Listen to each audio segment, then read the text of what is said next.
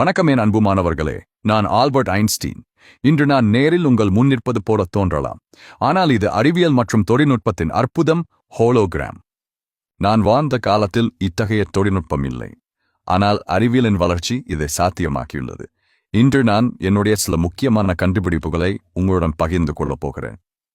Special theory of relativity சிறப்பு சார்பியல் கோட்பாடு 1905. நீங்கள் ஒரு ரயிலில் பயணம் செய்கிறீர்கள் என்று கற்பனை செய்யுங்கள். ரயிலில் இருக்கும் ஒருவருக்கும் வெளியே நிற்கும் ஒருவருக்கும் ஒரே நிகழ்வு வெவ்வேறு விதமாக தோன்றலாம்.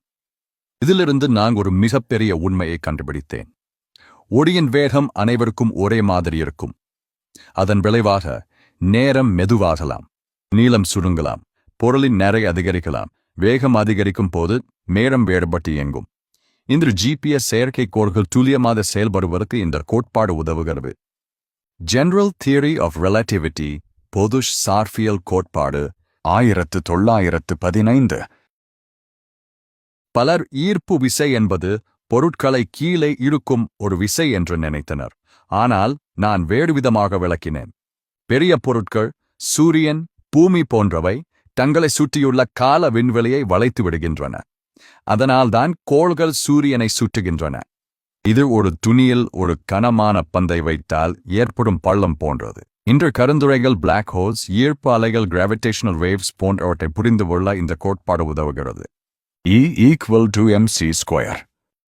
E=mc² பாடு உலகிலே மிகவும் பிரபலமானது. இதன் பொருள் மாஸ் மற்றும் ஆற்றல், எனர்ஜி ஒன்றுக்கொன்று மாற்றப்படலாம். சிறிய அளவு பொருளை கூட மிகப்பெரிய ஆற்றல் மறைந்துள்ளது. இதுவே அணு மின் நிலையங்கள் மற்றும் பல விண்வெளி தொழில்நுட்பங்களின் அடிப்படை. என் அன்பு மாணவர்களே, நான் சிறுவயதில் ஒரு சாதாரண மாணவன்தான்.